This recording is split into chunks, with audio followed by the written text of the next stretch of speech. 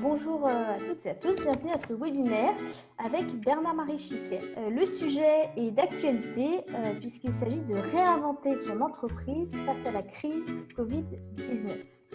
Alors, on a tous été surpris par cette pandémie, il me semble, qui est survenue rapidement, imprévisible, et il a fallu agir vite pour assurer la survie de nos entreprises. Une fois la continuité de l'activité assurée, se pose désormais la question, finalement, que faire ? Voilà, la survie de l'entreprise fonctionne, on a essayé de couper les coûts, mais est-ce qu'on vise la non-régression comme on peut ou est-ce qu'on en profite finalement? On profite de cette opportunité pour réinventer les choses et sortir grandi de cette crise. Alors, c'est le sujet qu'on va aborder aujourd'hui avec Bernard-Marie Chiquet. Donc, pour ceux qui ne le connaissent pas, il est chercheur en nouveaux modes de gouvernance, entrepreneur, ancien dirigeant de grandes entreprises et fondateur de l'Institut de recherche IGI. Il a d'ailleurs récemment écrit une tribune sur Forbes, on va y revenir, qui s'appelle Covid-19, quelle stratégie pour le management? Bonjour Bernard-Marie. Bonjour à tous. Bonjour Margot. Alors, je vais tout d'abord te poser quelques questions et puis ensuite, on ouvrira les questions-réponses des participants. Encore une fois, si vous avez des questions, chers participants, vous pouvez les poser via le module Q&R maintenant, pendant la présentation ou après. On les prendra dans l'ordre d'arrivée. Alors, Bernard-Marie, dans ta tribune, tu as écrit « Viser la non-régression en ajustant le management à la distance ». Or, beaucoup de dirigeants que je côtoie se sont retrouvés confrontés, à cause ou grâce à cette crise, au télétravail. On en parle beaucoup, il y a beaucoup d'articles qui sont sortis sur le télétravail et certains dirigeants se sont trouvés démunis, pour la plupart, sans trop savoir comment s'y prendre et surtout sans avoir la confiance que leurs salariés vont bien travailler à distance avec voilà, toutes les contraintes, notamment les enfants, qui peuvent agir sur ce télétravail. C'est vrai que le contrôle de type micromanagement, c'est difficile de le faire fonctionner à distance. Alors, quel conseil donnerais-tu à un dirigeant qui se retrouve dans cette situation à devoir faire ce qu'on appelle du télémanagement?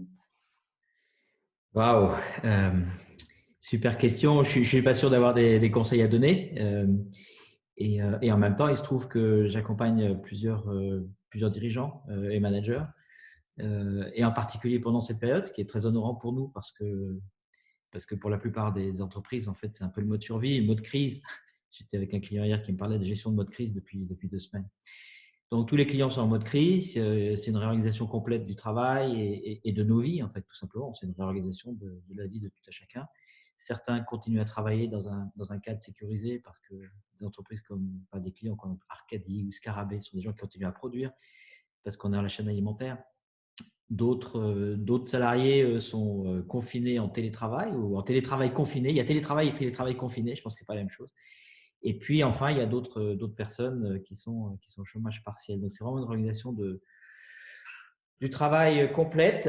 Alors, pour ce qui concerne le télétravail confiné, et je fais une grosse nuance parce que il y a beaucoup de clients qu'on accompagne justement sur la question du télétravail, parce que nous, on a l'habitude, en fait. C'est pas tellement par rapport au métier que j'exerce, mais juste, ça fait 10 ans qu'on travaille en télétravail tous les uns les autres chez les partners. Du coup, en fait, je me rends compte en discutant avec eux, en répondant à leurs questions, qu'on a déjà beaucoup de pratiques.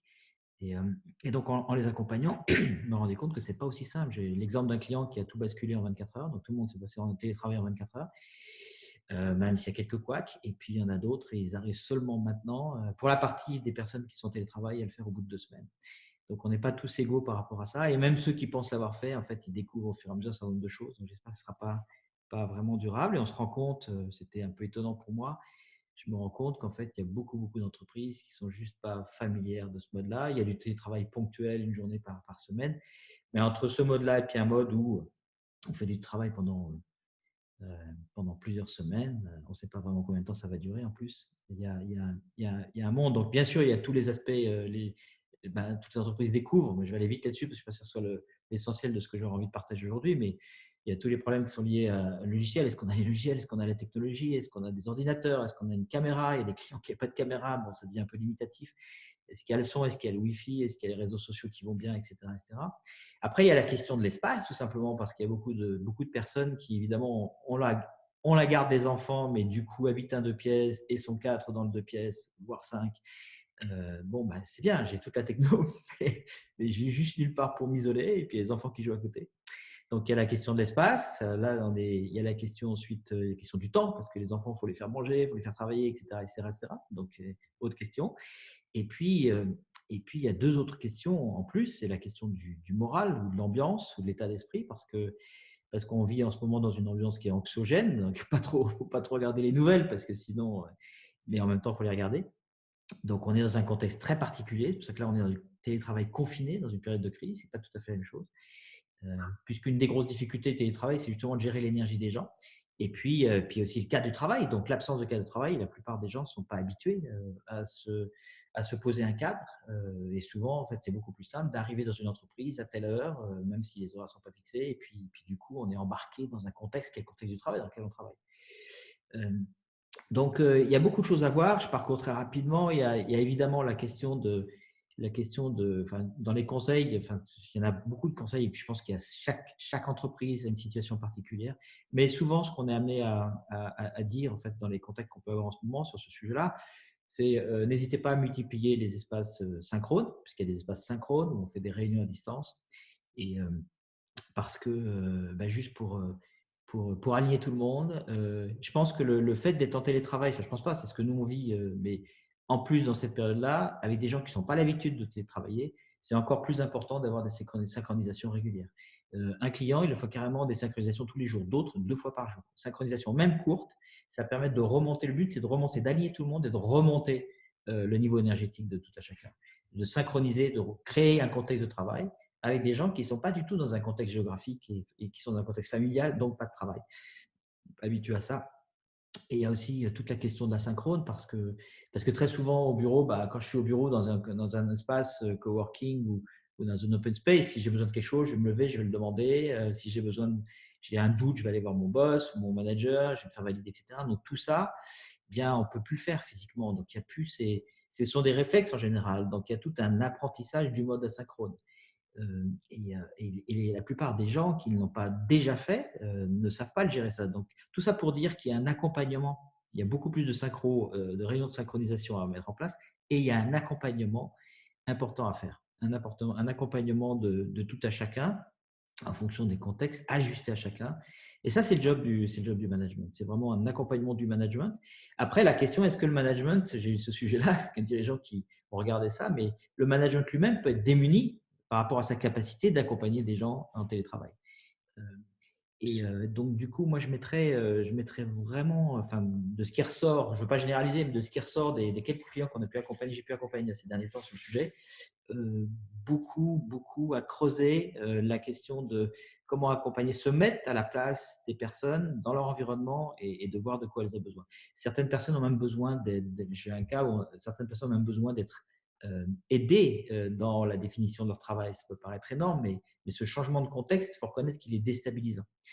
Et je crois que si je devais donner qu'un seul, il y a beaucoup de choses à dire, c'est extrêmement frustrant, mais s'il y a un seul conseil que je pourrais donner, c'est celui de créer ce que j'appelle des espaces de mise en mouvement. C'est-à-dire que c'est juste de reconnaître que c'est pas évident. C'est pas évident pour personne et pour les collaborateurs en particulier. C'est pas évident ce changement. C'est une vraie grosse rupture et en même temps c'est une opportunité. On en parlera après. Et que dans cette rupture, il va y avoir à la fois des aspects positifs, dynamiques, et puis il va y avoir de la résistance. Il va y avoir des aspects négatifs, déprimants, etc., etc. Et que finalement, un bon fil directeur, ça c'est un conseil que je donne à un dirigeant, un bon fil directeur, c'est d'avoir des espaces de mise en mouvement, donc très concrètement des espaces avec mon équipe, si je suis un manager, et juste centré non pas sur le travail, mais centré sur l'expérience que vivent les personnes dans le travail. Et ça, c'est une super synchronisation. Le simple fait d'exprimer des choses qui me bloquent, ça met en mouvement. Ça permet aussi d'aller pointer sur les sujets qui n'ont pas encore été… je citais tout à l'heure l'exemple des caméras, mais il y a un client où effectivement, il pensait que tout le monde, le dirigeant pensait que tout le monde avait des caméras, puis finalement, dans un espace de ce type-là, il y a quelqu'un qui dit moi, j'aimerais bien voir les personnes, etc. Donc, du coup, on s'est rendu compte de ce point. Ce n'est pas pour autant qu'on sait faire quelque chose rapidement, parce que c'est compliqué de mettre des caméras quand on n'a pas prévu le coup.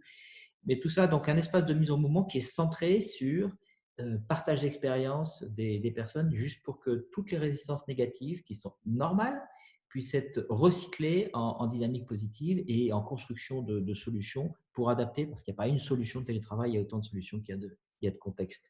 Euh, et voilà, et je dirais, un deuxième conseil, c'est vraiment ouais, d'animer le structure management en plus de ce que je viens de dire, vraiment de l'animer pour qu'ils apprennent ensemble.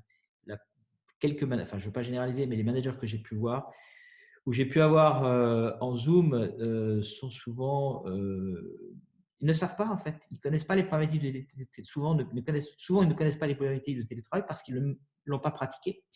Et donc, du coup, ils ont vraiment besoin d'être équipés. Voilà, je vais arrêter là, il y a tellement de choses à dire. Merci. Alors, c'est très intéressant ce que tu dis. Et je lisais ce matin un article sur les récemment nommés Great Place to Work. C'est le palmarès des meilleures entreprises où il fait bon vivre. Et il y avait une des caractéristiques principales de ces entreprises, c'est quand même la confiance. Donc, ils ont réussi à créer un climat de confiance avec déjà des horaires adaptés, des équipes auto-organisées, du télétravail, ce qui leur permet finalement de faire face à la crise beaucoup plus facilement que d'autres entreprises. Alors, comment est-ce qu'on peut faire quand on n'a pas réussi à instaurer ce climat de confiance ou cette libération, pour voir les entreprises libérées aussi en amont? C'est plus difficile de le gérer, d'être confronté et de le gérer maintenant, en fait. Ouais, alors c'est intéressant. Ça mériterait, en fait, la question mériterait qu'on creuse un peu ce qu'on veut dire par confiance, parce que le mot est utilisé très souvent, mais je ne vais pas rentrer là-dedans tout de suite, juste répondre déjà à premier niveau. La question de fond, c'est comment dirais-je,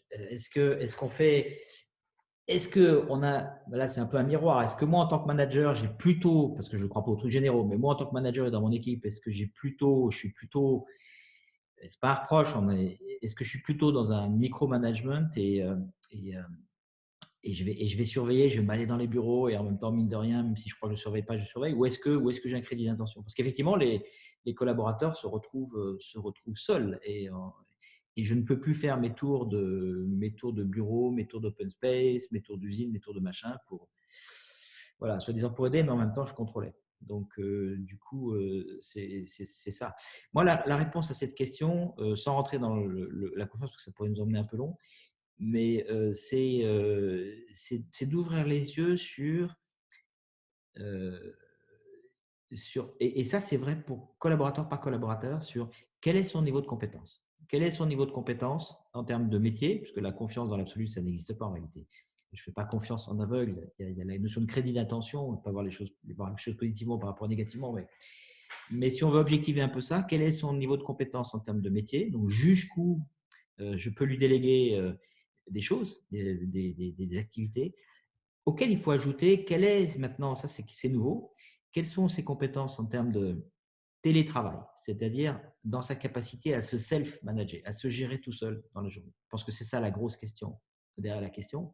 Finalement, c'est d'évaluer, j'ai accompagné deux managers là-dessus, d'évaluer chaque collaborateur, et ils sont démunis parce qu'ils n'ont pas eu l'expérience, en tout cas pour ceux que j'ai accompagnés, d'essayer d'estimer ou de sonder ou de discuter carrément avec le collaborateur quel est son niveau de savoir-faire par rapport à des compétences de self-management. Est-ce que je peux, moi, est-ce que le collaborateur est en capacité tout seul de… Et en fonction, donc il y a une question d'évaluation du niveau de compétence, et ensuite en fonction du niveau de compétence, il y a de l'éducation. On n'est plus dans le contrôle, on est dans l'éducation. Et c'est vrai qu'un des conseils, si je pourrais rajouter un conseil à la question d'avant, c'est ça passe par de l'accompagnement individuel en fonction de là où on est la personne, pas seulement sur le métier, et ça c'était déjà acquis, on imagine, encore qu'on pourra en discuter, mais surtout sur la capacité de la personne à se mettre en mouvement et à pouvoir travailler toute seule dans son appartement avec ses enfants, etc. Ça, c'est vraiment, vraiment la question. Et donc, plutôt que de se poser la question est-ce que j'ai confiance ou pas confiance, qui est quand même très abstrait, en tout cas pour moi c'est hyper abstrait, rentrer dans quelque chose de plus concret qui est d'avoir une conversation avec le processus cool qu'on a donné à des managers, mais avoir une conversation avec tout à chacun et de sentir où en est la personne, d'évaluer, que la personne s'auto-évalue sur un certain nombre de questions, voir quel est son niveau de compétence dans sa capacité à s'organiser toute seule. Et à partir de là, du coup, moi, en tant que manager, je peux accompagner la personne vers accompagner ou l'aider à définir son cadre, l'aider à progresser aussi. On ne sait jamais, ce confinement pourrait durer. Et je ne souhaite pas, mais on ne sait jamais, on n'en sait rien en fait.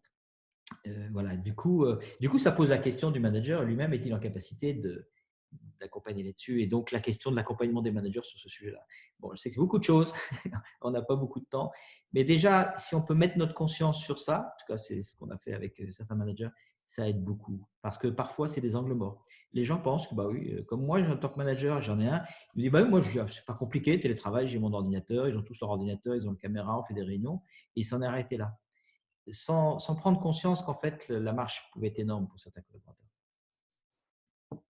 Merci. Alors, on va se centrer maintenant sur l'objet de ta tribune, dans laquelle tu proposes aux dirigeants de réinventer leur façon de travailler pour sortir grandis de la crise du Covid-19. Alors, concrètement, ça veut dire quoi? Qu'est-ce que tu entends par sortir grandi? Oui, du coup, si on continuait la conversation telle qu'on a commencé à la faire, en fait, on pourrait sombrer dans un truc qui est affreux, qui est le focus interne. Ce n'est pas affreux parce qu'on s'occupe des personnes, mais on met beaucoup, beaucoup, beaucoup d'énergie à s'organiser.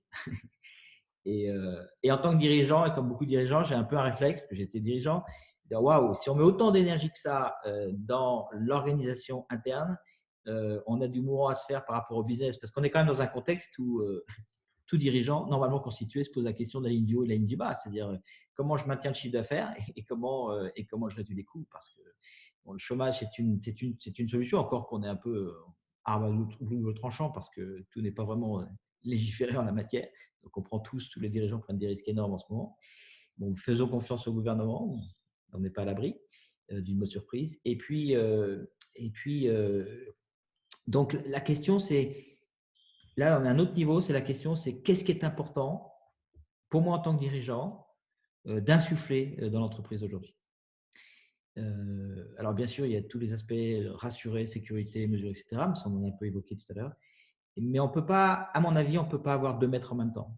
C'est difficile d'un point de vue, c'est difficile en tant que dirigeant de dire en même temps, voilà, on se focalise sur l'interne, on accompagne le management, etc., sans autre objectif que cela derrière. Et s'il y a un objectif derrière, autant l'annoncer tout de suite. Et moi, je propose, mais ça rejoint des choses que je fais, indépendamment de la crise de Covid-19, des choses qu'on fait régulièrement. On rejoint un sujet qui nous est très cher. C'est pour ça qu'on a glissé très rapidement là-dessus, parce que quand j'ai vu avec certains managers qu'on est en train de glisser vers un focus interne, on se regardait le nombril et comment on fonctionnait, en oubliant l'essentiel, qui est la raison d'être de l'entreprise. Et la raison d'être de l'entreprise, ce n'est pas simplement une boussole, comme certains veulent nous le faire croire. Pour moi, la raison d'être de l'entreprise, c'est la valeur ajoutée. La valeur ajoutée, c'est la ligne du haut, et plus précisément, c'est la marge.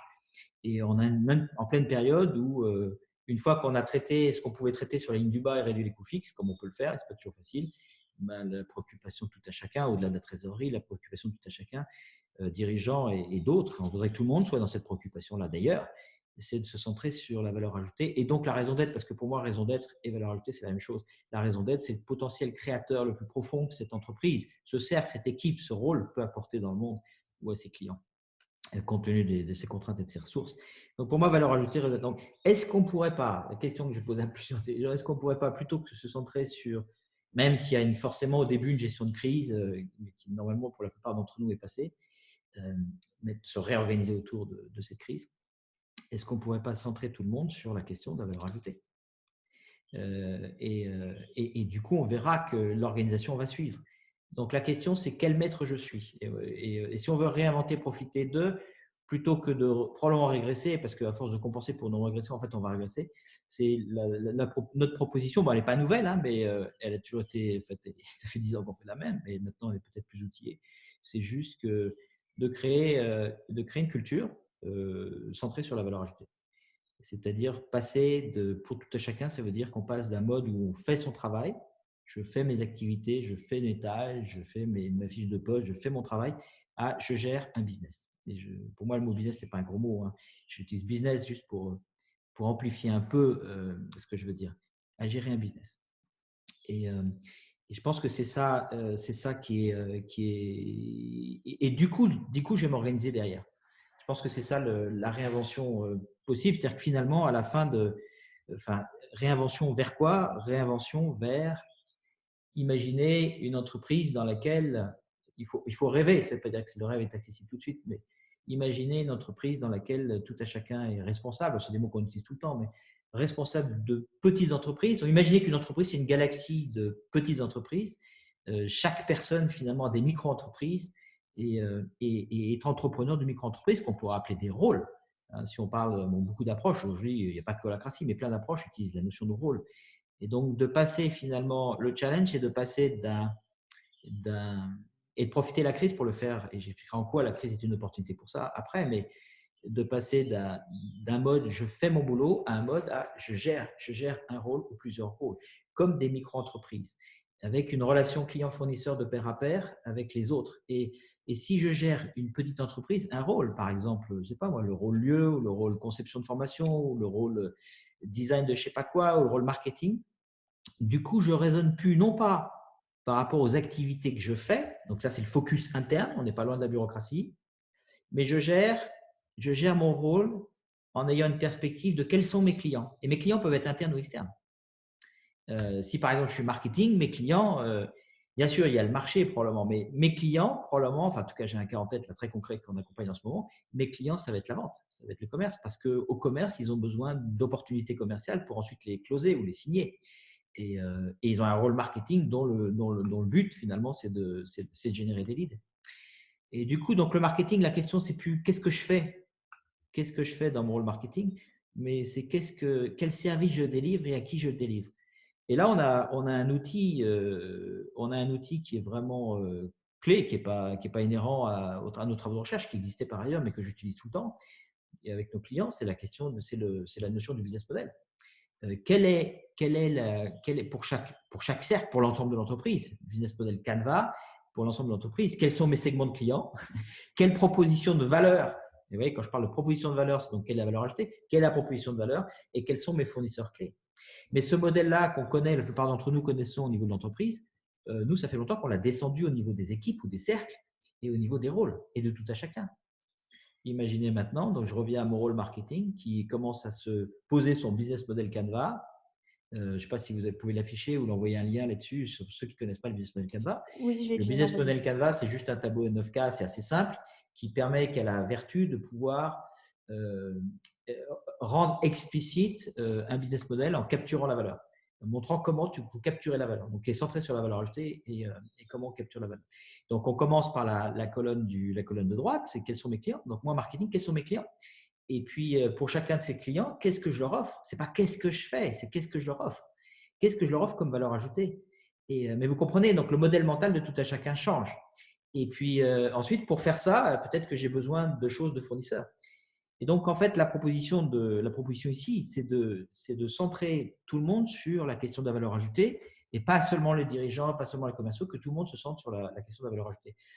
Parce que si vraiment l'enjeu de l'entreprise, c'est de développer plus de valeur ajoutée, et ce qui est à peu près l'enjeu de toutes les entreprises que je connais, que je rencontre en tout cas, alors peut-être qu'une des façons les plus efficaces pour y arriver, c'est que tout à chacun dans l'entreprise ait le même modèle mental, la même recherche. Et alors là, on tombe sur un truc qui est assez joyeux dans les entreprises. Qui nous vient souvent des modèles financiers. Il y a ceux qui apportent de la valeur ajoutée, puis il y a ceux qui sont en back-office. Il y avait une époque, je ne sais pas si ça se dit encore, mais il y avait les productifs et les improductifs.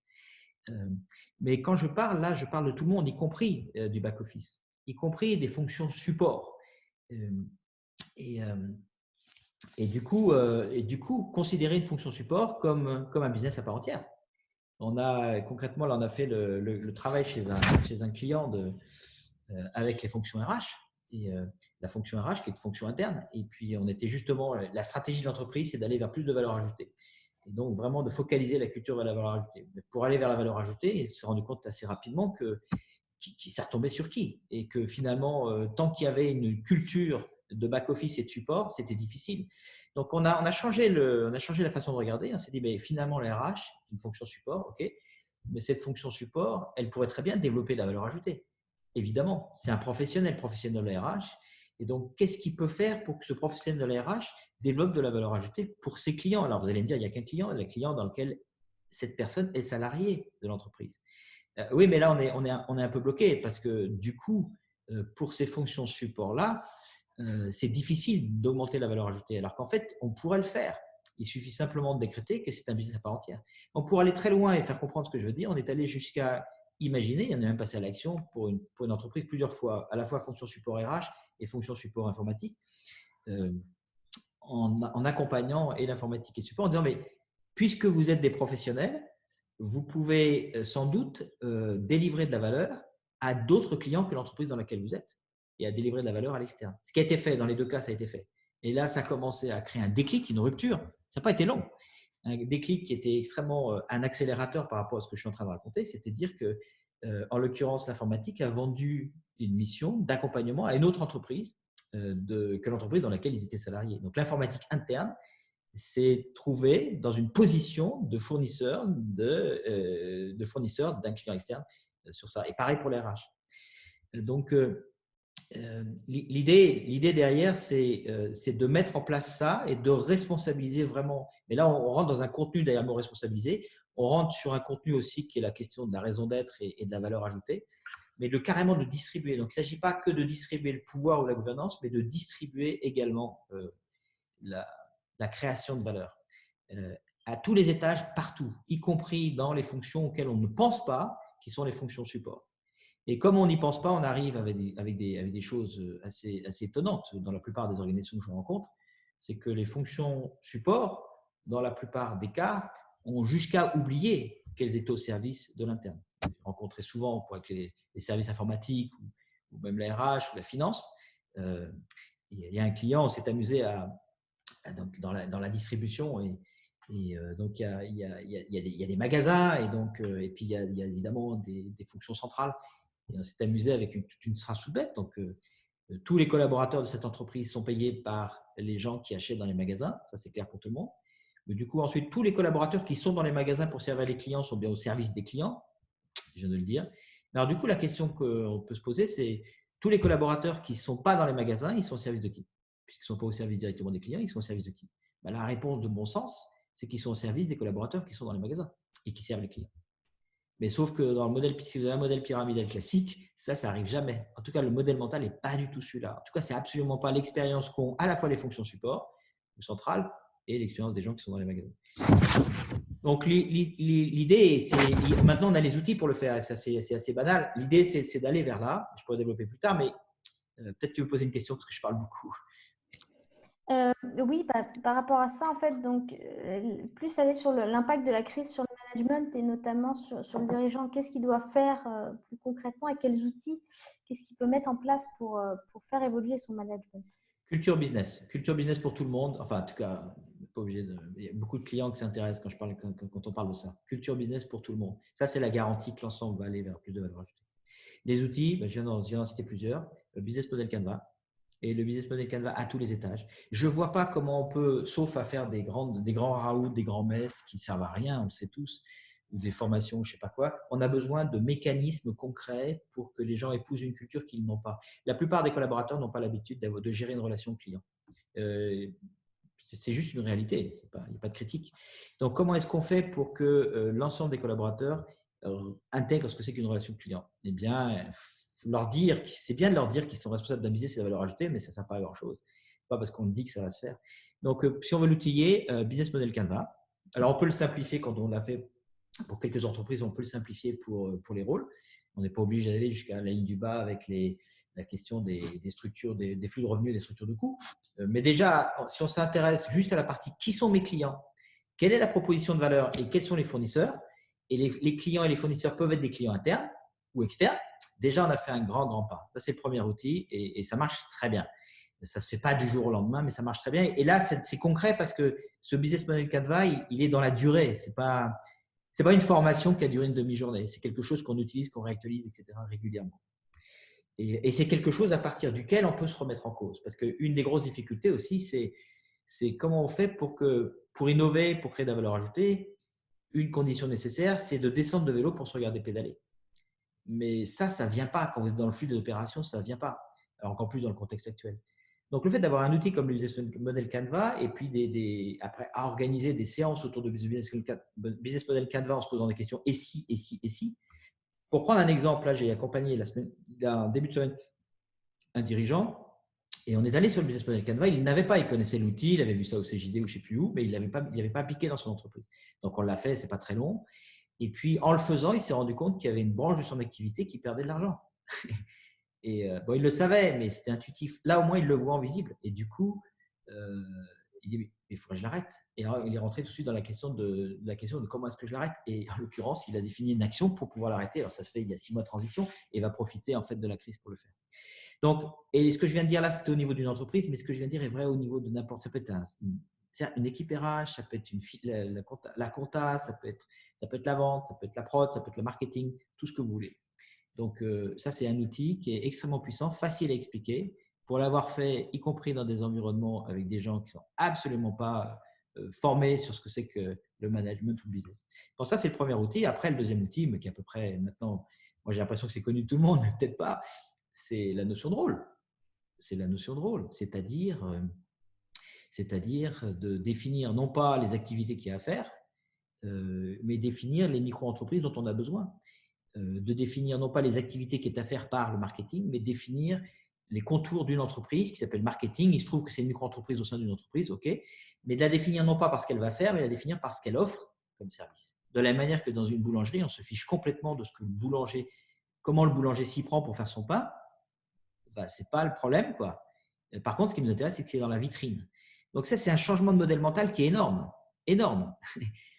Parce qu'on a tous l'habitude de définir le travail par rapport à ce qu'on fait, au lieu de le définir par rapport à ce qu'on offre. Et par rapport à ce qu'on offre, c'est de rentrer dans une relation client-fournisseur. Si on prend les modèles les plus aboutis en termes de self-management, je pense à Morningstar, par exemple, la base du système de Morningstar, alors c'était beaucoup plus facile pour eux, même c'est difficile parce qu'ils sont démarrés en mode natif, c'est ce qu'on appelle le clou. Le Colleague Letter of Understanding. Donc, c'est quoi le clou? C'est tout simplement qu'il y a 2 rôles qui scellent ensemble un accord, un contrat qui s'appelle le clou. Et donc, il y a un client et un fournisseur et puis il lui dit, ben, moi j'ai besoin, alors je ne sais pas s'il est en train de produire, Morningstar, ils font du jus de tomate, donc ben, moi j'ai besoin que cette année tu m'alimentes avec X tonnes de tomates. Et donc, ils ont un accord. Donc, ces 2 personnes, il n'y a même pas de management en l'occurrence, là, c'est 2 personnes qui prennent un accord. Et vous imaginez, tout Morningstar est basé là-dessus. En fait, toutes les personnes prennent des accords avec les gens dont ils dépendent. Donc, moi, je vais aller voir tous ceux qui sont censés me fournir le travail, la matière dont j'ai besoin pour pouvoir faire mon boulot, et je vais négocier des accords avec eux. Et tout le monde fait ça avec tout le monde, ce qui fait qu'à la fin, et c'est mis sur un logiciel, on a une espèce de système neuronal. En fait, la difficulté pour arriver à ça, c'est la transition. C'est que la plupart des entreprises, contrairement à Morningstar, on ne peut pas répliquer Morningstar comme ça parce que Morningstar, ils ont démarré en natif avec ça. La plupart des entreprises, la difficulté, ce n'est pas tellement de faire ce que fait Morningstar. La difficulté, c'est comment je gère la transition. Et là, on a une opportunité extraordinaire puisqu'on a une rupture. On a une sortie de zone de confort obligatoire pour l'ensemble des collaborateurs. Et du coup, la question, c'est comment on peut transformer ça en opportunité. Donc, en termes de conduite du changement, c'est beaucoup, beaucoup plus facile de mettre en place des choses évidentes, même si elles sont différentes de ce qu'il y avait avant, parce qu'il y a cette rupture par rapport, et c'est la grosse difficulté que nous, on a, donc là, je sors de la crise Covid-19, la principale difficulté qu'on a pour expliquer ou mettre en place ce modèle, donc business model Canva et rôle, et certes, bien sûr, c'est que les personnes dans l'entreprise, elles sont freinées par le jeu de relations interpersonnelles qu'elles ont les unes avec les autres. Paradoxalement, j'ai une discussion qui peut paraître surréaliste, donc c'est une polarité, ne me faites pas dire ce que je n'ai pas dit. Paradoxalement, un des plus grands freins qu'il y a dans les entreprises qui ont cette gestion de la transition à faire parce qu'ils avaient un modèle conventionnel et veulent passer vers un modèle self-managérial, une des grosses difficultés, il y en a plusieurs bien sûr, mais une des grosses difficultés, paradoxalement, et pourtant ça a du bon, c'est la culture. C'est-à-dire la culture, c'est-à-dire tout ce qu'on a pu mettre comme énergie. Et c'est bien parce que ça répond à des besoins sociaux. Je ne suis pas en train de dire qu'il ne faut pas de culture. Mais la culture qu'on a développée pendant des dizaines d'années pour que ce soit une famille, pour que ce soit cool, etc., a créé tellement, dans certains cas que j'ai en tête, tellement de relations entre les personnes que du coup, du jour au lendemain, quand on leur dit « mais maintenant, vous allez fonctionner de pair à pair, de client à fournisseur », ben, ils ne savent plus le faire parce qu'il y a une espèce de distance à prendre quand on gère un client, quand on gère un fournisseur. Et tout le monde le sait, quand je gère un client et je gère un fournisseur externe à l'entreprise, il y a une espèce de retenue. On n'est pas tout à fait copains, on ne peut pas être complètement copains. C'est ce genre de phrase qu'on entend avec un client et un fournisseur. Et il y a du vrai là-dedans. Il y a une certaine distance à garder. Et donc, comme le disait un de nos clients l'année dernière, son rêve, c'était que ce professionnalisme qu'il y a entre l'entreprise et ses clients externes, ce professionnalisme qu'il y a entre l'entreprise et ses fournisseurs externes, ben lui, il voulait C'était son rêve, c'est ce pourquoi il a lancé une transformation. Il voulait que ce professionnalisme soit le même, y compris en interne, car il avait bien compris que finalement, tout le monde est client et fournisseur les uns des autres. Et la grosse difficulté qu'il a eue, c'est qu'il y avait une culture de cette entreprise, en plus très patriarcale, etc. Je ne vais pas rentrer dans le détail, mais il y avait une culture tellement, tellement forte que dans cette entreprise, c'était comme une famille. Et moi, ça me parle bien parce que chez AGI, on est aussi une entreprise familiale et que je vois bien l'enjeu. C'est pour ça qu'il est vraiment intéressant. Donc, la question, c'est comment, et c'est un truc qui est très difficile, comment, tout en gardant les bons côtés de la culture, il ne s'agit pas de… On arrive à ce que les gens puissent dépasser leurs affinités ou se distancier par rapport à leurs affinités pour entrer dans des relations professionnelles, qui ne veut pas dire froides, des relations professionnelles de clients-fournisseurs, les uns avec les autres. Et ça, c'est difficile. Ça, c'est dans mon métier de tous les jours, c'est très difficile. Et du coup, là, avec la crise du Covid-19, on a une chance, on a une opportunité, c'est que les gens ne sont plus ensemble. Ils sont confinés, télétravaillés, confinés. Donc, ils sont chez eux. Il y a la rupture est faite. Et donc, il y a une distanciation qui est faite. Autant en profiter. Est-ce que cette distanciation, donc il y a plusieurs clients là qui sont à fond là-dedans et du coup qui vont profiter avec nous de cette fenêtre de tir.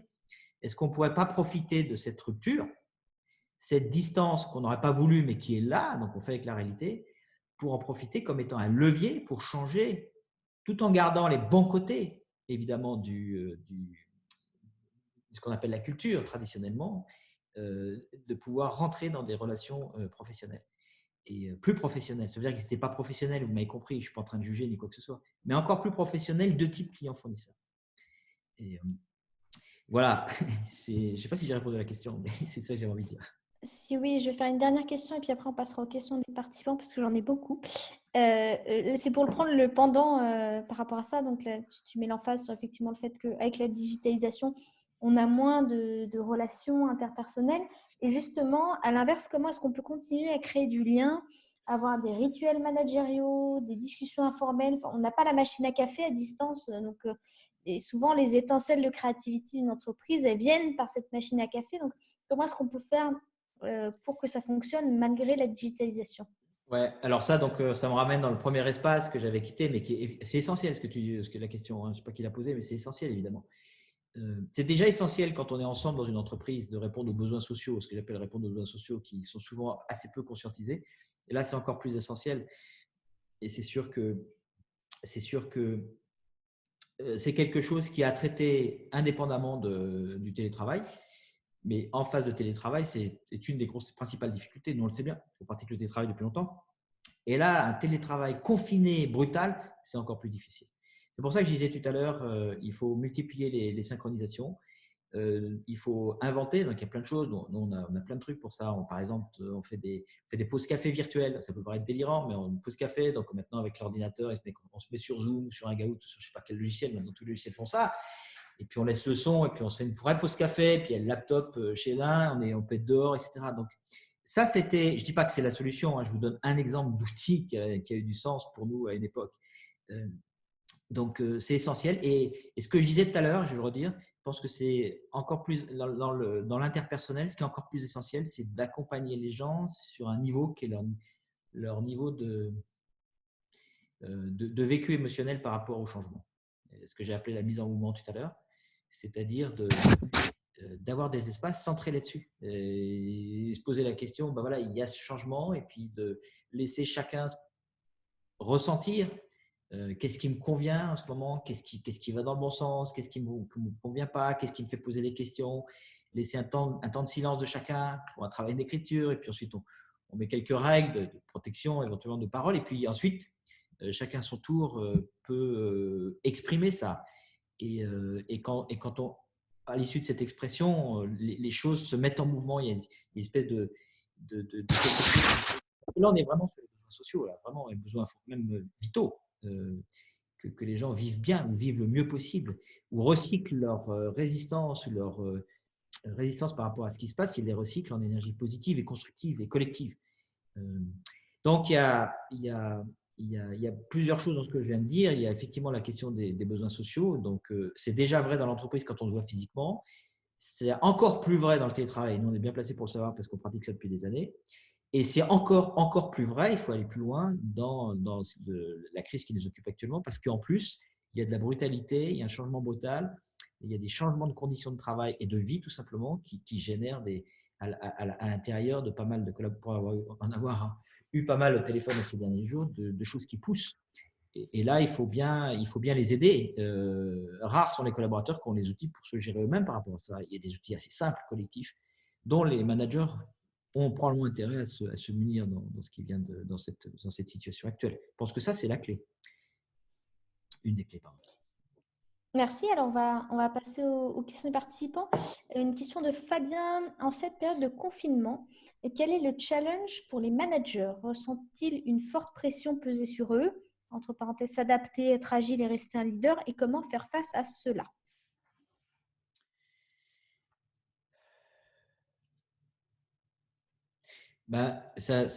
C'est difficile de répondre de manière générale ou générique à ça. Je ne sais pas répondre de manière générique. Je ne sais pas faire. Parce que je pense qu'il n'y a pas de généralité. Il y a autant de managers, de styles de management, de positions qu'il y a de managers. Donc, ce que je suis en train de faire dans ma petite tête, en même temps que je prends un peu de temps pour répondre, c'est je suis en train de scanner toutes les relations que j'ai pu avoir avec certains managers ces derniers temps. Il y a tout, mais ce n'est pas que propre au manager, mais il y a cette espèce de surréactivité par rapport à ce qui se passe, et elle est tout à fait compréhensible parce que c'est quand même, je ne crois pas qu'il y en ait beaucoup d'entre nous qui aient vécu ce genre de moment dans leur histoire que celui qu'on est en train de vivre aujourd'hui. Donc il y a une espèce de suractivité. Donc la première chose à faire, j'en ai un qui n'était pas vraiment calme par rapport à ça, c'est de retrouver son calme. Je pense que ça, c'est une capacité que doit avoir normalement un manager, capacité de se mettre au neutre, de ne pas rentrer dans la suractivité ou la réactivité. Mais ce sujet est important parce que dans la crise qu'on traverse, ça ne serait pas anormal, et j'en ai rencontré plusieurs, que certains managers ne soient pas complètement émotionnellement neutres. Et je pense que la première chose à faire, c'est effectivement de trouver les voies et les moyens de faire ça. Et ce n'est pas forcément très, très compliqué, mais en tout cas, moi, j'ai accompagné plusieurs managers sur ce sujet-là. Après, je crois que c'est la question de comment se poser la question, comment est-ce que je peux être utile et comment est-ce que je peux être utile pour que finalement le travail se fasse. C'est que la valeur ajoutée que délivre mon équipe, si je suis manager, mon équipe, mon département puisse non seulement pas régresser, mais pourquoi pas, comment je peux euh, plutôt que d'aller uniquement vers la non-régression, peut-être d'aller un peu plus loin, ça sera beaucoup plus porteur pour tout le monde. Et du coup, on a plus de chances de ne pas régresser, parce que si on vise la non-régression, on est sûr de régresser, évidemment. Et là, on revient surtout un peu tout ce que j'ai dit. C'est-à-dire, et là, il y a des outils à mettre en place, il y a de l'accompagnement one-to-one, il y a la prise de conscience de tous les angles morts que je peux avoir, parce qu'en fait, le fait qu'il y ait ce contexte actuel crée des zones que je ne connais pas forcément, moi, manager. Tout dépend de la situation dans laquelle j'étais. Si je manageais déjà des équipes en télétravail, bon, bah, ok, il y a des choses à regarder, mais comme la mise en mouvement, par exemple, mais pas forcément d'autres. Mais si j'avais une équipe, ce qui est le cas de plein de clients que j'accompagne, si j'avais une équipe où on se voyait tous les jours de manière physique, là, il y a beaucoup de choses à regarder. Et c'est un peu tout ce que j'ai voulu décrire rapidement, certes. Intérêt à se faire accompagner. Alors, pas nécessairement par quelqu'un d'externe, mais du coup, moi, il y a un client qu'on accompagne sur la mise en place d'une communauté managériale pour que les managers s'entraident régulièrement, à haute dose en l'occurrence dans la circonstance actuelle, au-delà de la crise, dans un rythme un peu plus long, s'entraident pour pouvoir justement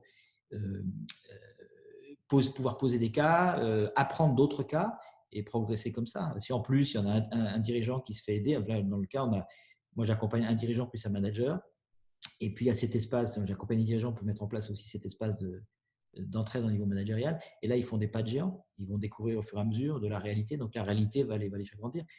Et puis nous, ils nous utilisent parce que c'est passe assez peu de temps, moi je passe 1 heure ou 2 heures par semaine avec ce dirigeant. Il vient avec des vrais sujets, comme la plupart du temps on les a déjà vécus, on les donne et puis lui il les diffuse ensuite au niveau de son management. Je crois qu'il y a dans ce qui se passe aujourd'hui, il y a un changement de posture managériale qui est inéluctable, quel que soit le mode de management que j'avais, et qui est probablement profitable à tous. Merci. Alors, une question ensuite de André. Quelles idées pouvons-nous envisager pour permettre à nos collaborateurs, voire clients, de tirer profit de cette crise qui s'engage, c'est-à-dire leur permettre de s'engager dans une démarche d'apprentissage, à la fois dans l'expérience vécue, mais aussi après cette période mouvementée, c'est-à-dire tirer des leçons, que ce soit à un niveau individuel ou sur le plan collectif, comme l'équipe ou le service ou la direction.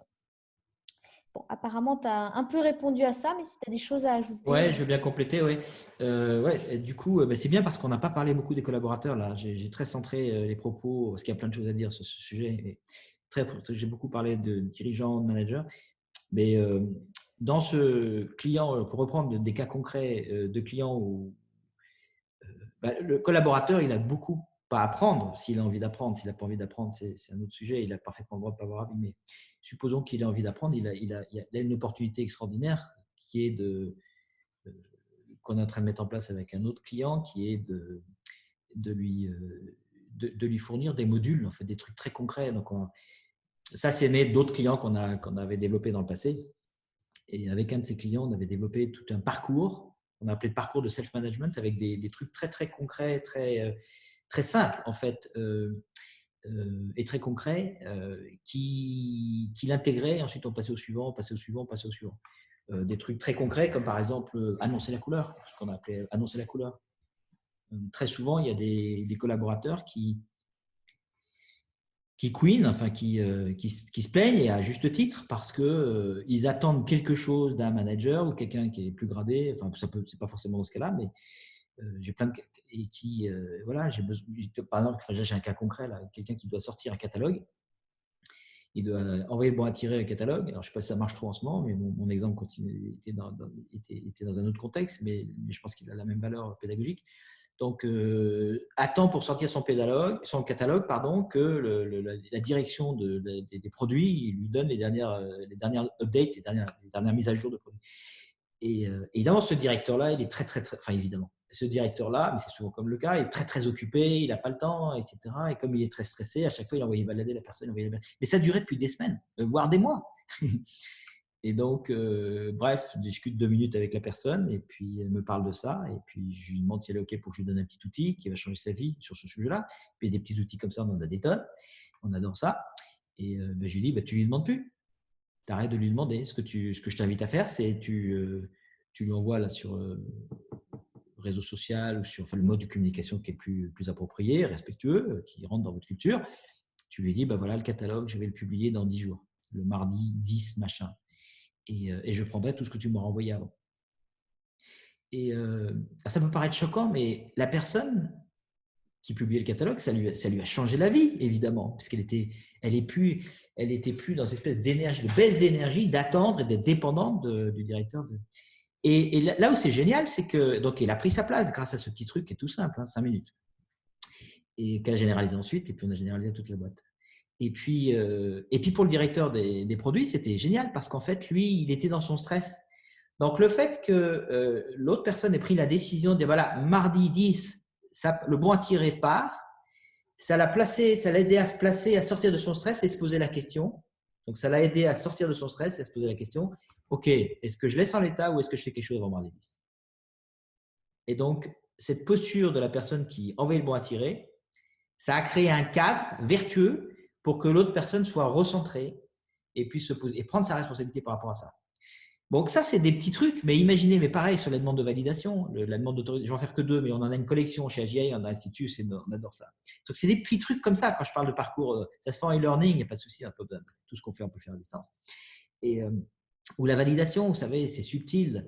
Je fais un truc, je ne suis pas sûr de moi, je ne suis pas sûr que j'ai tout à fait autorité, machin, et je vais en parler à mon boss, je lui en parle au café, parce que je sais qu'il arrive tout le matin, etc. Vous connaissez tout ça. Et puis, en fonction de la façon dont il va me regarder, je vais traduire ou interpréter qui valide ou qui ne valide pas. J'ai l'approbation. Ou alors, mais parfois, ça ne se passe pas comme ça. Vous demandez une autorisation, puis c'est long, c'est long, c'est long. Et au lieu de rentrer dans ce système-là, de dire à la personne, voilà, je vais faire ça. J'annonce, pareil, c'est la même logique. Je fais faire ça. Et est-ce que tu vois une raison qui fait que ça causerait du tort ? Hein, c'est un truc que tout le monde, ceux qui font de la crassie connaissent par cœur, parce qu'on l'utilise en réunion de gouvernance, mais c'est un nudge extraordinaire qui dépasse, dont l'usage peut largement dépasser le cadre de la réunion de gouvernance. je propose de faire ça, est-ce que tu vois une raison qui fait que ça causerait du tort plutôt que de demander l'autorisation? Ça change tout. Ça met les gens, ça fait grandir, ça met les gens de pair à pair. Il y a plus de. Donc, tous ces outils-là, pour ceux qui les veulent, nous, on a développé ça. C'est des outils dont on a besoin là tout de suite. Comme de la même manière qu'il y a probablement d'éducation et de l'entraide entre les managers, il y a aussi d'éducation et de l'entraide avec les collaborateurs. Et tous ces petits outils-là, que moi j'ai du mal à comprendre que ça ne soit pas appliqué mondialement tellement c'est simple. Ce n'est pas une critique du tout, mais c'est juste. Et profitons de la crise pour les mettre en place, évidemment. Ça, c'est clair. Ils peuvent en sortir grandis. Merci. Alors, on a ensuite une question sur plus l'après-crise, parce que là, voilà, on gère la crise, mais dans l'après-crise, il y a une perspective du système économique qui reviendra pas au business as usual. Donc, on va devoir s'adapter. Toutes les entreprises vont devoir s'adapter de façon durable. Et une personne demande si le business Canva est suffisant pour ça, ou comment, en tout cas, pouvoir assurer son business ou son système économique par la suite. Alors, je vais répondre à la question. Je pense que le réseau, quand j'écoutais ta question, enfin la question de la personne, je me disais, mais l'après-crise. Et puis à l'intérieur, ça disait, mais non, ça n'existe pas, ça.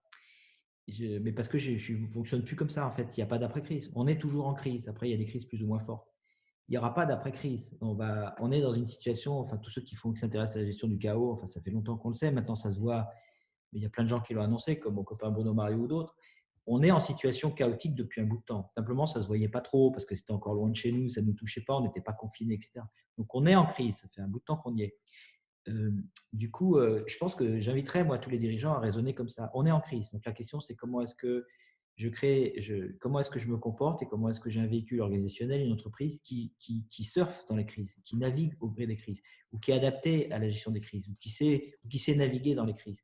Je ne crois plus, moi, enfin, j'ai peut-être tort, hein, mais je ne crois plus. Alors voilà, on a la crise là, et puis après, ce sera fini, puis on est tranquille pendant X années. Je n'y crois pas du tout. Et je ne souhaite pas qu'on soit en crise, et la crise n'est pas forcément difficile à vivre. Donc ça, c'était juste une remarque. Après, sur le business model Canva, oui, bien sûr, le business model Canva, il suffit pas. Il y a des extensions sur les business model Canva, mais déjà à partir du business model Canva, vous pourriez faire ce qu'on fait nous tout le temps chez AGI, si où je travaille. C'est qu'on a des business model Canva pour nos différentes activités, et puis on se challenge là-dessus, c'est-à-dire qu'on se pose la question, on regarde notre business model Canva en collectif. Ça peut être fait en virtuel, il n'y a pas de souci, on le fait en virtuel ou en physique. Et on se pose la question, et s'il se passe ça? C'est-à-dire qu'on joue les créateurs de crises. C'est fictif, c'est un jeu fictif, il n'y a aucun danger. On crée des crises, on s'amuse à créer des crises. Et dit, s'il se passe ça, si tel fournisseur clé ou tel partenaire clé disparaissait ou était racheté ou je ne sais pas, ou tel client, et on s'amuse à tous les scénarios. On appelle ça les questions et si, et si, et si, et si. Et du coup, on voit comment ça bougerait. Donc, on se prépare.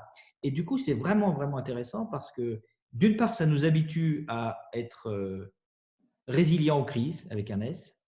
Et d'autre part, ça nous ouvre des cases en termes d'évolution de business model qui sont juste incroyables. Et puis après, qui vont être accélérés. Par exemple, le e-learning. Nous, on a pendant longtemps, un peu comme tout le monde, hein, e-learning, on va faire du e-learning. C'est à la mode, etc. etc. Bon, mais ça fait plusieurs fois qu'on le voit dans nos petits exercices. Et puis, en fait, on était prêts. On a juste attendu la crise. Et maintenant qu'on a la crise, là, la Covid-19, le côté positif, c'est que boum, le e-learning, c'est parti. On ne va pas le faire dans 6 mois, c'est déjà parti. C'est-à-dire que tout le travail qu'on fait, on est en train en fonction, on le fait au gré des clients, on l'a basculé en e-learning ou à distance. Et ça marche. Pour l'instant, on n'a pas encore vu de limite à ça. Mais parce qu'on s'était préparé avant, mentalement, on était préparé, donc on ne procrastine pas là par rapport à ça. On y va. Du coup, moi, je trouve que le BMC, si on y rajoute les questions et si, puis il y a d'autres outils qu'on peut rajouter, d'autres, c'est énorme parce que ça nous prépare en fait à gérer la crise suivante et non pas à gérer l'après-crise. Merci. Alors, on a une question après de Olivier qui demande comment expliquer à un dirigeant ou un manager l'importance de la dimension émotionnelle et l'importance d'organiser des espaces d'échange, de résolution de tensions et résistance pour la bonne marche de l'entreprise. Quels leviers sont pertinents pour amener cette conscience à un dirigeant ou un manager d'une organisation à hiérarchie plutôt verticale? Ouais, ça c'est une super question. Je ne suis pas sûr qu'il y ait de baguette magique là-dessus. Bah, je veux dire moi, je peux dire ce que je fais. Je parle de ça tout le temps, même en dehors du Covid-19. C'est vrai pour toute transformation. Parce que le dirigeant, souvent, bon, là, il va, à mon avis, être beaucoup plus à l'écoute, mais c'est plus facile, disons, d'en parler maintenant que d'en parler avant cette crise-là. Euh, et bah, c'est de lui expliquer, de prendre ce que je fais, moi, c'est que je prends des cas concrets, j'attrape des cas concrets et puis je crois que le plus, enfin, je suis en train de réfléchir comment je fais. Je prends des cas concrets. En fait, c'est assez effarant de voir le nombre de cas concrets dont vous disposez dans une entreprise où le dirigeant y répond ou bien réagit par rapport à ce qu'il a entendu de façon mentale, alors que le sujet n'est absolument pas mental. Pour ceux qui sont familiers et ceux dont on est en train de parler. Et la question il y a deux langues en fait. Je dis tout le monde, il y a deux langues. Il y a la question, quand tout le monde est au neutre, quand je suis au neutre avec la personne à qui je parle, ben, on se parle mentalement. On peut aller plus loin, bien sûr, mais a priori, professionnellement, on est plutôt dans le mental. Mais quand il y en a une qui est dans l'émotionnel, laisse tomber. Ce n'est pas la peine de rester à un niveau mental, ça ne le fera jamais. Il faut que tu changes de langage. Et donc, bon, et c'est vrai qu'on n'a pas été, enfin, moi, je n'ai pas été éduqué comme ça. La plupart des dirigeants, je l'accompagne non plus. Ça, c'est vrai. On pourrait peut-être changer aussi les systèmes éducatifs au passage, mais on ne peut pas tout faire en même temps. Et du coup, je prends des cas concrets. Je prends des cas concrets parce que souvent, quand j'accompagne des dirigeants, ils parlent de tel cas, de tel cas, de tel cas. Et puis, je dis, OK, ça, c'est scénario 1, tu répondrais. Maintenant, imagine que cette personne soit dans l'émotionnel, ce qu'il n'avait pas vu. Parce que c'est vrai que dans l'entreprise, c'est assez facile de masquer ses émotions. Je ne sais pas, j'en ai pas, mais ne pas les faire voir. Imagine le scénario 2 qu'il est dans l'émotion et du coup, et qui ressent ça. Et du coup, quelle réponse tu lui ferais? Donc, il voit qu'il y a deux réponses en fonction des. Et après, du coup, en lui donnant beaucoup de cas, il se rend compte que ça arrive souvent, ça. Aujourd'hui, c'est encore plus facile à démontrer. Et du coup, après, bah, c'est juste lui expliquer, de faire un processus. Moi, je le fais souvent avec le comité de direction. Et il est étonné de ce qui s'est passé. Et du coup, bah, il l'a vécu. Et puis après, bah, il comprend bien. En général, on est soutenu sur ces sujets-là par la RH qui ne demandait que ça. Donc, on a un allié naturel. Bon, en général. Merci. Alors, il y a une question ensuite de Rina. Comment aider les personnes vivant dans un petit espace avec jeunes enfants à charge qui n'ont du coup pas de place pour s'isoler, avec des enfants en demande, surexcités, la maison organisée, avec évidemment beaucoup plus de contraintes que d'habitude, le repas, le ménage, etc. Ouais. Je ne sais pas si vous avez remarqué, mais c'est ce par quoi j'ai démarré. Parce qu'on a le cas, nous, chez un client, où il y a plusieurs cas comme ça, où effectivement, avec la crise, ben, les personnes se retrouvent dans un. C'est pas qu'elles ne veulent pas, mais c'est qu'elles ne peuvent pas. En fait, là, ce n'est même pas un problème de technologie, c'est un problème de. Il n'y a pas l'espace. Il n'y a pas l'espace entre l'espace physique plus les enfants, il n'y a pas l'espace. Et donc, moi, j'ai accompagné aussi un manager là-dessus. J'ai dit, ben voilà, c'est le principe de réalité, c'est juste pas. Enfin, dans le cas, je ne sais pas quel est le cas de la personne qui a posé la question, mais dans un cas que j'ai en tête, c'est juste pas possible. Parce que là, c'est même pas un 2 pièces, c'est un grand studio, ils sont 4 là-dedans. Donc, monsieur, madame et les 2 enfants, c'est juste pas possible. Et donc, ben, la réalité, c'est pas possible. Donc, ben voilà. Donc, quand c'est pas possible, en fait, c'est pas possible. Et ben, faut faire avec. C'est pas une réponse, mais la réponse, c'est qu'il faut faire avec la réalité. Donc, probablement que on peut, donc, le manager a intégré ça et ils vont avoir, je pense qu'ils l'ont eu maintenant, une discussion sur qu'est-ce qui est possible compte tenu de ce contexte. Comment est-ce qu'on adapte le travail de la même manière qu'il y en a qui sont mis au chômage. Peut-être que la solution d'ailleurs pour cette personne, si elle est c'est de le mettre au chômage, peut-être. Parce que là, il y a vraiment une difficulté, c'est-à-dire qu'il y a une impossibilité de faire le travail, tout simplement. C'est pas un problème de compétence, c'est un problème d'environnement. C'est juste pas possible de faire le boulot, c'est une réalité, ça. Ou bien, il y a aussi la possibilité d'adapter le travail. Peut-être qu'elle peut faire des choses de flux. Là, dans le travail, après, on rentre dans le travail, il y a plein de choses à creuser, mais dans le travail que la personne fait, c'est intéressant de regarder. Il y a peut-être des choses qu'elle peut faire sans trop avoir de bonnes passantes et d'être sollicitée par les enfants. Ça le fait quand même parce qu'il n'y a pas trop de travail de réflexion et en même temps, ça aide bien l'entreprise. Souvent, dans le mode flux, on peut trouver des choses comme ça. Mais par contre, sur des projets sur lesquels il y a besoin de concentration, ben, peut-être qu'elle peut s'organiser pour en faire un bout avant que les enfants, si les enfants ne se lèvent pas trop tôt, un peu le matin, et puis jouer sur les horaires.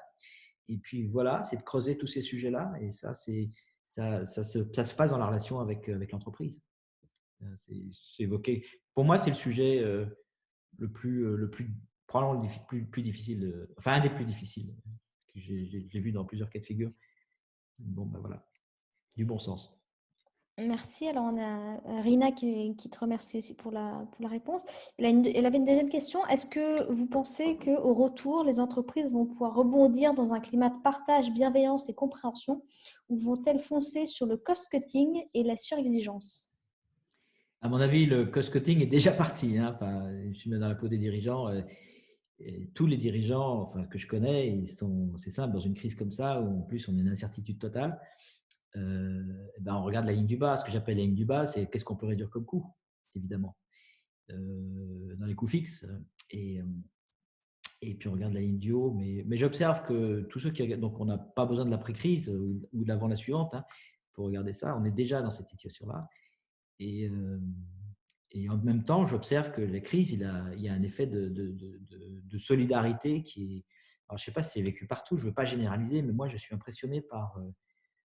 Enfin, je suis impressionné, je ne devrais pas l'être, mais je suis juste bluffé par la capacité, la rapidité avec laquelle l'être humain, dans ce qu'il est, et ça, j'y crois depuis longtemps, il se révèle dans cette crise. Il est un révélateur de ça et qu'il y a beaucoup, beaucoup, beaucoup de solidarité.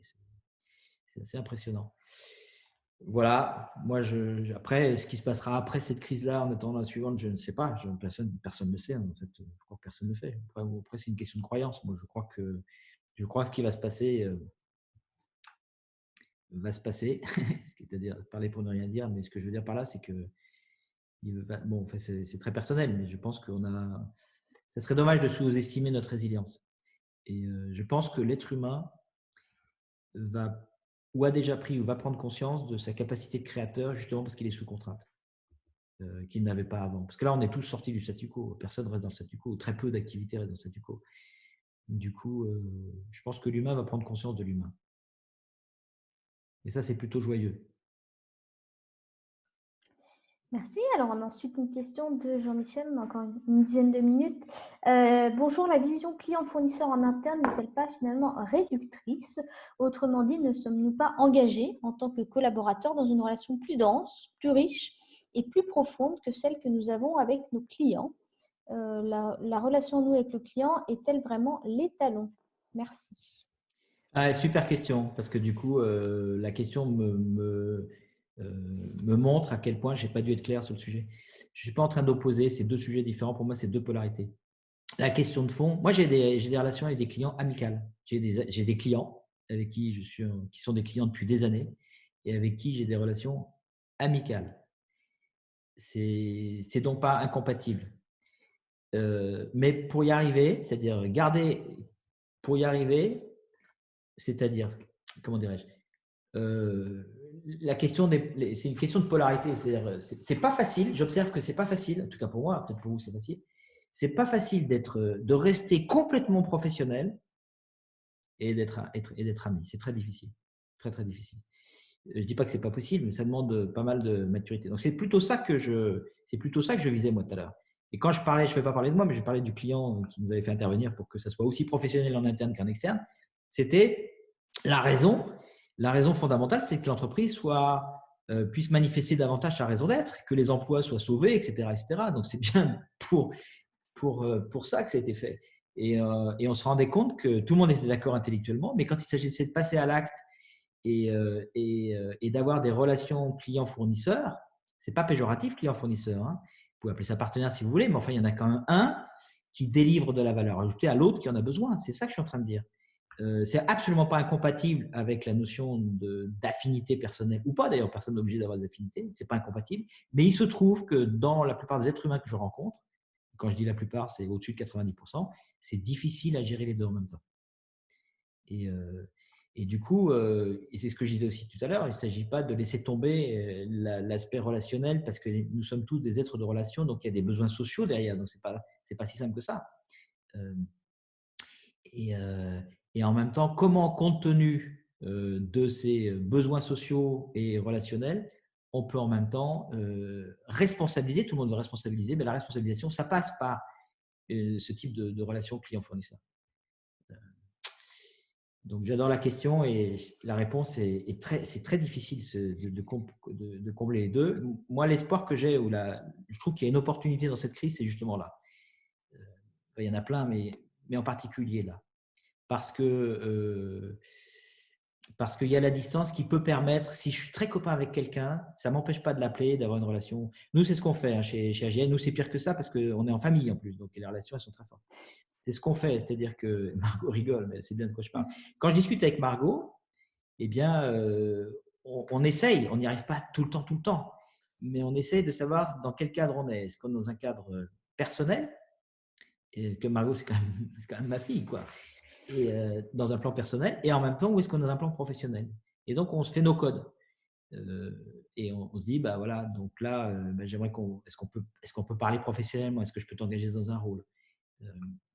Et du coup, ça permet de mettre de la clarté. Du coup, je me sens pas, je peux me permettre d'être professionnel avec les professionnels. Et Margot, dans ce rôle-là, moi, j'ai besoin de ça, c'est toi qui le délivres, etc. Donc, je peux avoir une relation parce que je segmente les choses. Et du coup, ça permet de ne pas empiéter. Et c'est difficile parce que parfois, quand je ne suis pas content professionnellement, j'observe que ça a des impacts sur ma relation personnelle. C'est très difficile. Ce est vraiment un sujet difficile. Merci. Alors, on va encore prendre une ou deux questions. Une question de Jean-François. Pardon. Au-delà de l'impact immédiat de la crise Covid, la crise économique qui l'accompagne pointe vers une réorganisation de l'économie mondiale à moyen et long terme. Comment accompagner les entreprises pour qu'elles s'adaptent avec succès à cette nouvelle réalité? Je sais pas, j'ai pas de boule de cristal, je sais pas répondre à la question. Par contre, ce que je peux dire, c'est que moi, je crois à un truc qui est naturel. Je sais pas faire des projections comme ça en fonction d'événements sur lesquels j'ai pas la main. Par contre, ce que je vois des tendances à partir de la réalité de ce que j'observe.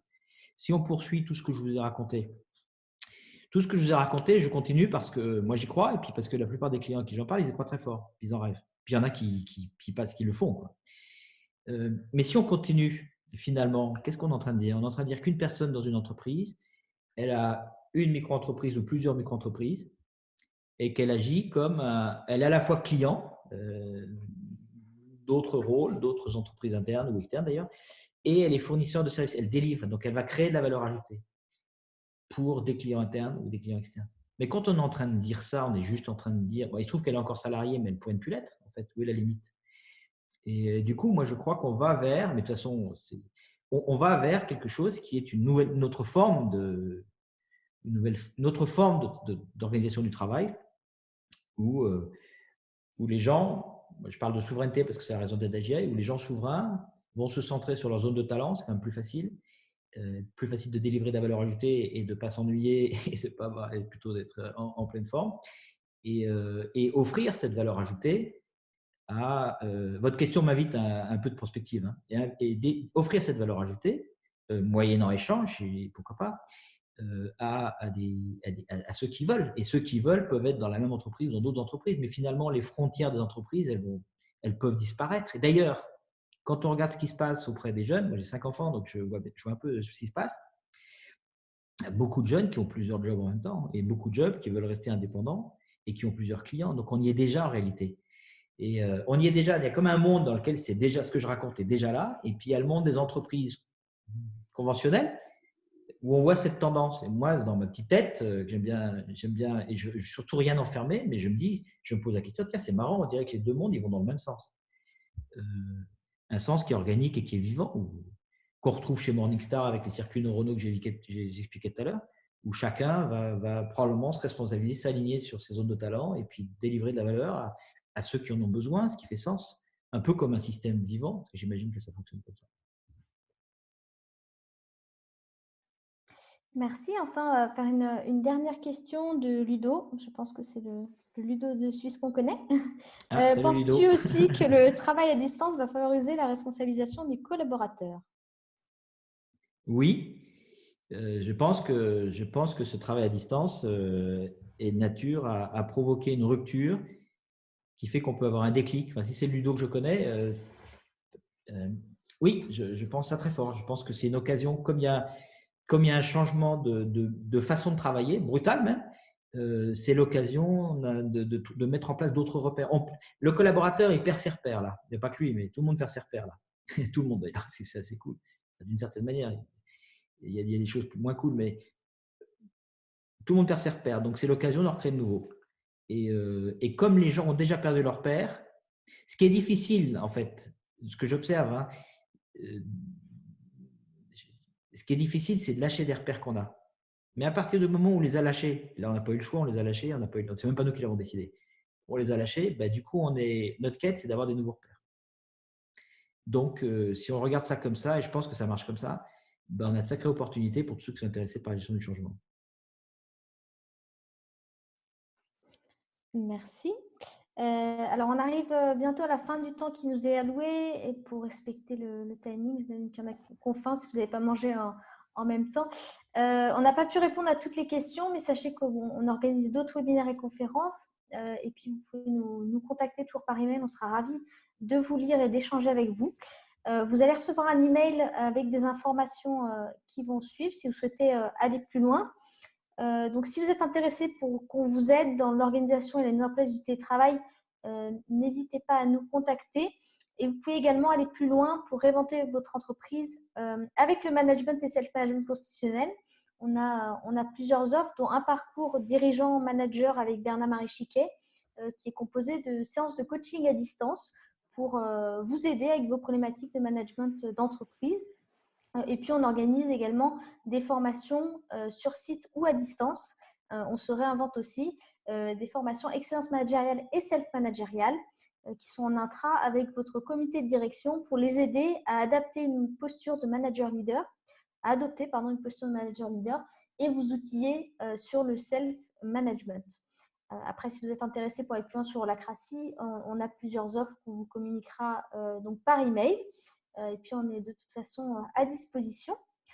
Pour terminer, Bernard-Marie, je te propose un petit tour de clôture, comme en holacratie en fin de réunion, sur l'expérience de ce webinaire, tes apprentissages, ce que tu as envie de partager. Moi, j'ai adoré. Je remercie tout le monde. J'ai adoré les questions. Ouais, j'ai adoré ce webinaire. Moi, je suis fasciné en fait par ce qui se passe. Donc, évidemment, il y a des trucs pas drôles qui se passent, et donc j'ai beaucoup de compassion pour tout ce qui se passe de pas drôle. Moi, c'est vrai que je suis dans une situation un peu carrément protégée par rapport à certains. En même temps, je vois que je suis pas tout seul. Finalement, il y a pas mal de gens qui vivent dans un confort, dans un certain confort, hein, compte tenu des mesures de confinement. Moi, ce que je trouve génial, c'est que on n'a pas le choix, quoi. C'est le truc qui m'a toujours, c'est très personnel, mais qui m'a toujours fatigué, gavé. C'est de voir que lorsqu'on voit dans les entreprises, lorsqu'on voit des murs, en fait, c'est difficile de faire bouger les choses. Là, au moins, on a un statu quo qui est challengé, quoi. Le statu quo, en termes d'organisation du travail, en plus, on sait pas combien de temps ça va durer. À mon avis, ça va durer un petit peu. On n'en sait rien, en fait, mais du coup, on peut pas faire le pari que ça va pas durer, donc on est obligé de bouger. Et donc, j'adore le fait qu'on soit obligé de bouger. J'adore ça. Et je vois bien dans tous les contacts que j'ai que la plupart des personnes, bien sûr, dès qu'elles ont fait le deuil du fait que ça ne leur plaît pas la réalité, parce qu'elles auraient voulu quand même que ce soit comme avant, mais dès qu'elles ont fait ce deuil-là, et il y en a, il faut les accompagner pour faire le deuil, mais bon, ça, c'est un autre sujet que je n'ai pas évoqué. Mais après, elles se rendent compte qu'elles sont dans le truc, c'est plus la question, elles sont dans le truc et elles vont créer des choses qu'elles n'auraient pas imaginées 2 minutes avant. Et moi, je trouve ça génial parce que ce que j'ai dit tout à l'heure, l'être humain, il est en train de découvrir qui il est. Et certainement pas ce qu'il croyait. Merci. Moi, je vous remercie à tous pour vos questions et de vos présences à ce webinaire. Il y avait beaucoup de monde. On a dû faire un live YouTube en parallèle parce qu'on avait un petit bug Zoom. Mais merci beaucoup. Oui, Ludo, on a quelques fondus à rattraper. Et puis, au plaisir de vous revoir prochainement. À bientôt. Bonne journée. Au revoir.